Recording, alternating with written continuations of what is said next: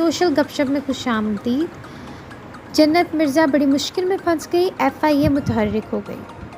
پاکستان کی ٹاپ ٹک talk star اور اداکارہ جنت مرزا بڑی مشکل میں پھنس گئی ہیں۔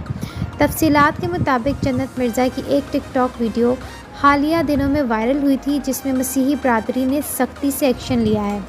مسیحی برادری کا کہنا ہے کہ جنت مرزا کی جانب سے ہولی کراس کی گستاخی کی گئی ہے۔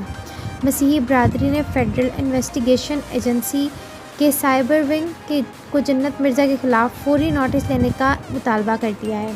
واضح رہے کہ جنت مرزا پاکستان کی نمبر 1 ٹک ٹاکر ہیں۔ حال ہی میں اداکارہ جنت مرزا کے ٹک ٹاک پر 15 ملین فالوورز ہوئے تھے۔